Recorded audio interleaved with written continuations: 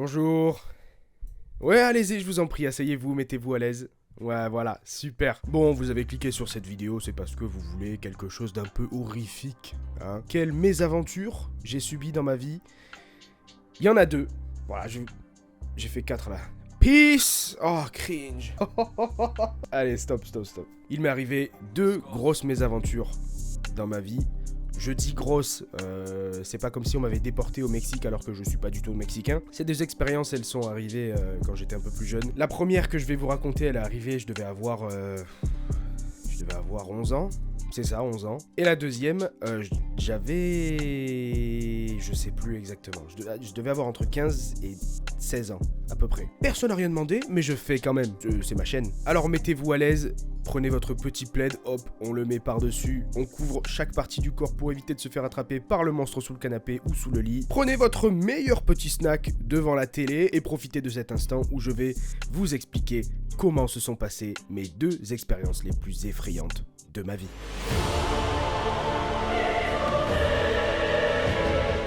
La première histoire se passe chez mon père. Mes parents sont divorcés et mon père s'est remarié avec ma belle-mère du coup. De base, ils habitaient vers Genève. Ils en avaient marre de vivre dans la ville et ils se sont dit tiens, si on achetait une villa à la campagne. Et c'est là que va se passer cette expérience. On est dans cette maison qui est une grande villa. Et donc, la maison, c'est un sous-sol où il y avait les bureaux de mon père et ma belle-mère. Un rez-de-chaussée, il y a une chambre, cuisine, salon, véranda. Globalement. Et à l'étage, il y a ma chambre, une deuxième chambre et la salle de bain slash toilette. Donc cette maison, elle est dans un bled paumé, il y a rien, à part de la verdure, un petit village, et nos voisins les plus proches, ils sont à genre 200 mètres en fait, parce qu'on a un énorme terrain. Donc cette nuit-là, je suis dans ma chambre, à l'étage, je suis allongé tranquillement dans mon lit, et j'entends un bruit en bas. Faut savoir que mes parents travaillaient énormément, tout le temps, parce qu'ils essayaient de monter leur boîte. Ils étaient fatigués souvent, et donc ils avaient des rythmes de sommeil un peu bordéliques, où ils se levaient à 4h du matin, ils restaient debout 2 heures, puis ils allaient se recoucher, puis machin, bref. Moi, de mon côté, ça va, je suis pas trop fatigué, il est 1h du matin, tranquillement. Vu qu'ils travaillent beaucoup, je les vois pas beaucoup la journée, donc je vais aller passer un peu de temps avec eux, s'ils sont réveillés. Donc je descends les escaliers, je me retrouve dans le salon, et il y a personne. Je vais voir dans la cuisine, personne. Je fais le move de gros débile quand même, je vais au sous-sol pour regarder. Heureusement, il y avait des lumières partout. Donc j'allume toutes les lumières, je regarde au sous-sol, personne non plus. Donc je me retrouve comme un con et je me dis, bah c'était quoi ce bruit alors? Parce que c'est le genre de bruit que quelqu'un fait dans une maison. Je sais pas, tu poses une assiette sur un plan de travail, ça fait ce genre de bruit. J'y prête pas trop attention, et comme j'étais en train de regarder Jurassic Park en haut, je me dis, je vais prendre une petite pause parce que le film est un peu intense. Ben je me dis, allez, je vais m'asseoir sur le canapé du salon. Je reste une quinzaine de minutes à regarder une vidéo sur la télé, et puis j'entends un autre bruit.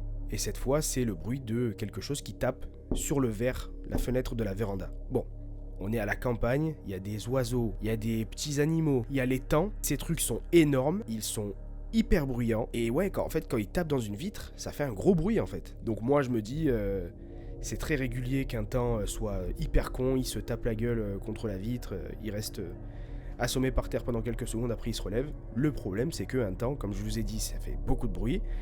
Mais j'entends pas de bzzz partout. Au bout de 5 secondes, je me dis, bah non, c'est pas ça. Curieux comme je suis, je me lève et bah je vais aller voir dans la véranda quoi. Je me lève du canapé, j'avance vers la véranda, y a rien. Au moins 20 minutes où il se passe rien. Et après là par contre, énorme bruit.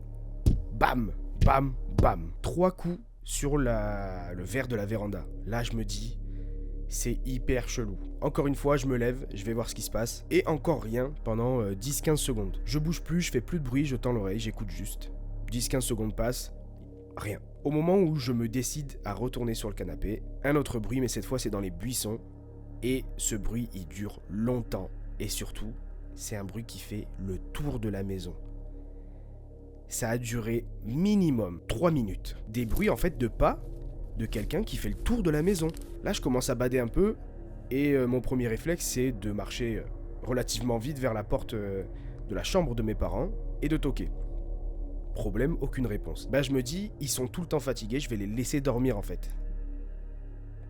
Mais c'est la pire idée! S'il y a un assassin dehors, il va te tuer et c'est tout. Si tu es tout seul, tu as 11 ans, Andrew. Alors, je retourne dans la véranda, et j'attends. J'entends encore les buissons, les buissons, les buissons. Et là, je me dis, non, c'est pas possible. Qu'est-ce qui se passe? Je commence à flipper. Je me dis, mais putain, il y a quelqu'un dehors. Comme je vous l'ai dit, les voisins les plus proches, ils sont à genre 200 mètres. Et dans tous les sens, hein. On est encerclé par notre terrain, en fait. Derrière la maison, c'est la route.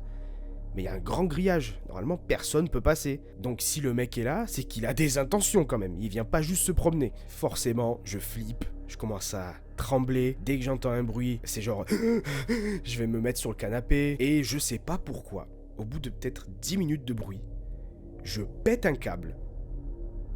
Et je sors. J'ouvre la porte de la véranda. Quand je sors de la véranda, à ma gauche, il y a la piscine. En face de moi, il y a la chambre d'hôte. Et dans la diagonale, vers la gauche, c'est la cuisine d'extérieur. Et c'est tout ce que j'ai dans mon champ de vision, en fait. Le reste, je le vois pas. Et pile à ce moment-là, j'entends un autre bruit. Et cette fois, c'est de l'autre côté de la maison. Et là, je suis complètement à découvert. Hein. Je suis genre en pyjama, un enfant de 11 ans dans la nuit. Déjà, la prise de décision, top. J'étais comme ça. Le bruit, il va vite. Et moi, pendant ce temps, juste j'écoute et je suis un peu tétanisé, en fait. Pour le coup, là, c'est trop pour moi. Je cours à l'intérieur pour prévenir mes parents. Je toque. Aucune réponse encore une fois. Ils sont vraiment sous putain de somnifères. Je sais pas comment ils ont fait. Au lieu de penser à la solution, bah écoute, tu fermes tout, tu vas t'enfermer dans ta chambre, tu toques plus fort ou t'essaies de rentrer même s'ils fermaient la porte à clé. Non.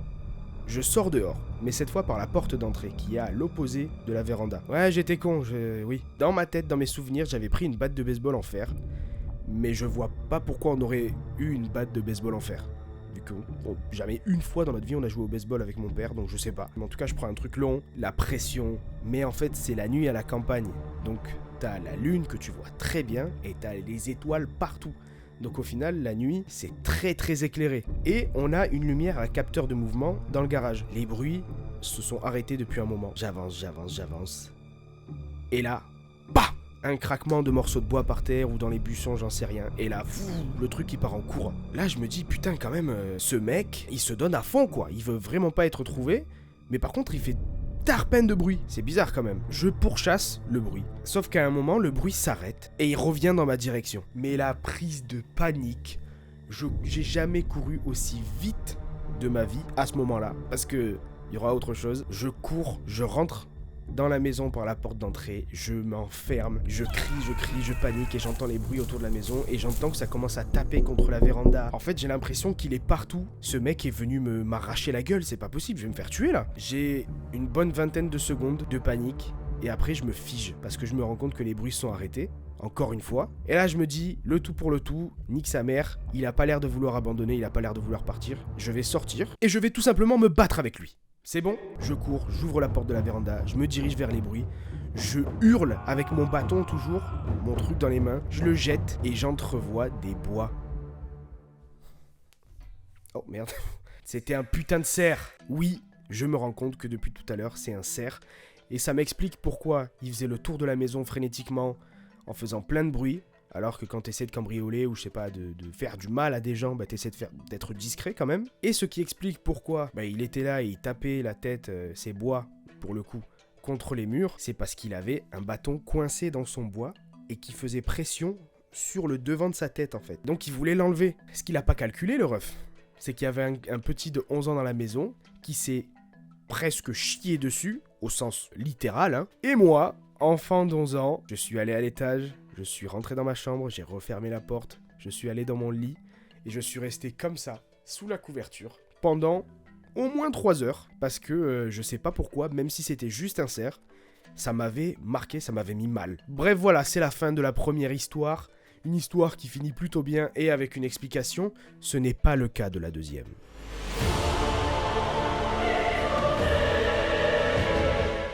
La deuxième histoire, elle se passe dans la ville où j'ai grandi, vraiment très proche de chez moi, mais dans un endroit où il y a zéro éclairage. Zéro. Non, ça c'est un trou du...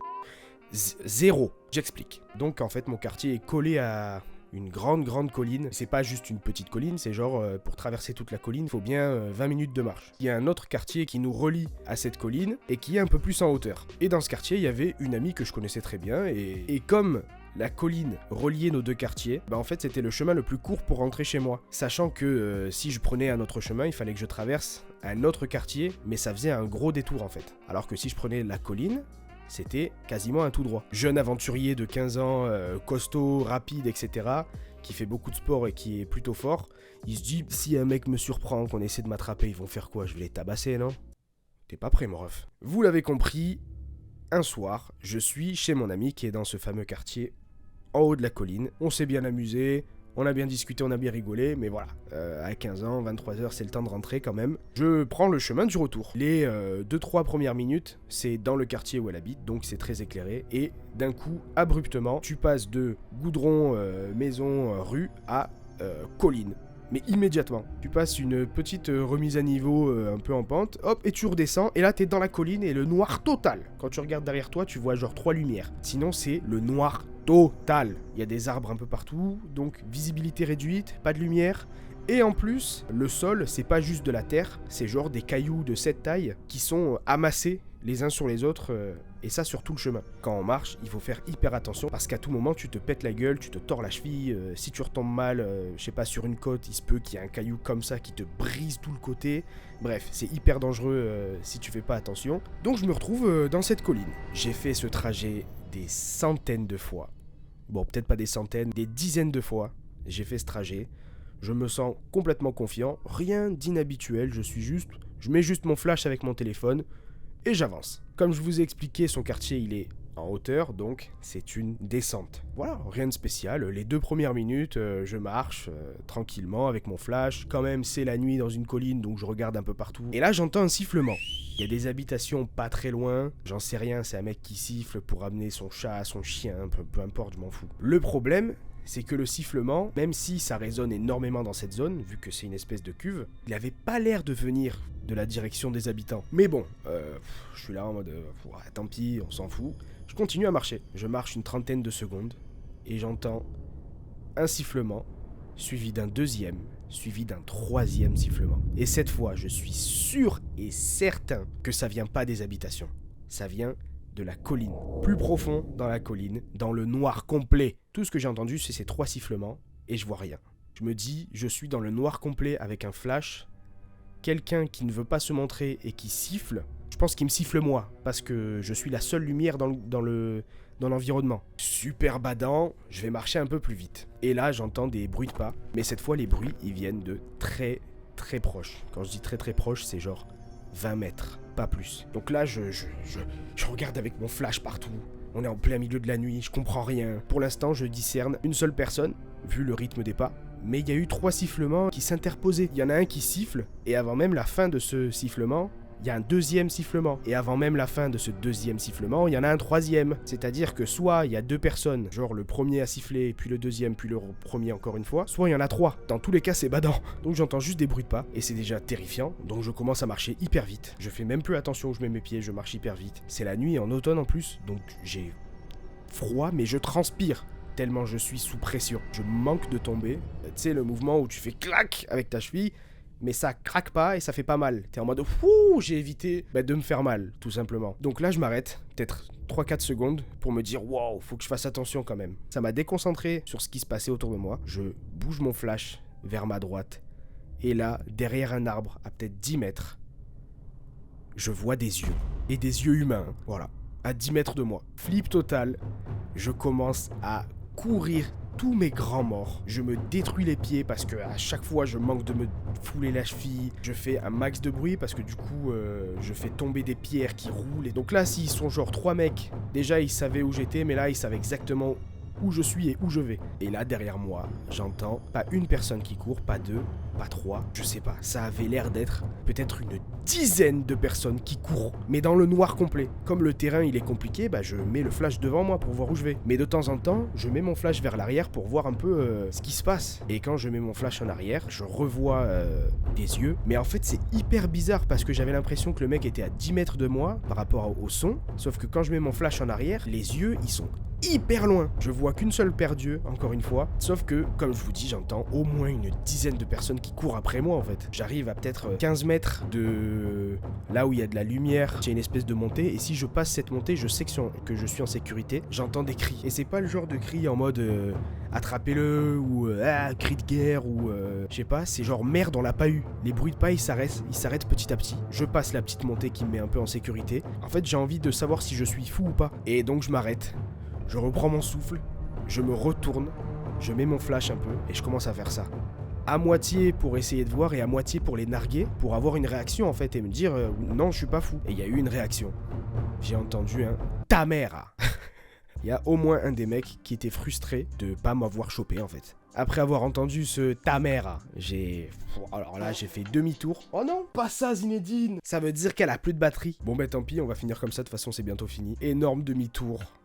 J'ai couru ma race vers chez moi. Je suis arrivé chez moi, je me suis enfermé dans ma chambre et j'ai essayé de réfléchir à ce qui venait de se passer en fait, genre. J'ai vraiment été poursuivi par des mecs là. Bilan de la soirée et du reste de ma vie, j'ai évité de passer par cette colline le plus possible pendant des mois et des mois et des mois. Je pense presque jusqu'à mes 17 ans. Après, je suis arrivé à un moment où j'étais genre, bon ça y est, j'ai marre de faire un détour de 15 minutes pour rien. J'ai recommencé à passer par cette colline et je me suis dit, bon, j'ai fait ce trajet des dizaines et des dizaines de fois avant, j'avais jamais croisé qui que ce soit. Après, à un moment, j'ai eu le permis, j'ai eu la voiture, j'ai complètement arrêté de passer par ce chemin-là. Et là, maintenant que ça fait plusieurs années que je suis pas passé par ce chemin, j'aurais peur. Enfin bref, voilà, c'est la fin de la deuxième anecdote. C'est la fin aussi de mes expériences effrayantes. J'ai vécu très peu de trucs terrifiants dans ma vie quand même, je suis plutôt content de ça. J'espère que vous avez kiffé la vidéo. Voilà, petit like, petit abonnement, petit commentaire. Dites-moi ce que vous avez vécu d'horrible. Et ben à la prochaine. Je suis toujours aussi nul en outro. Allez, ciao.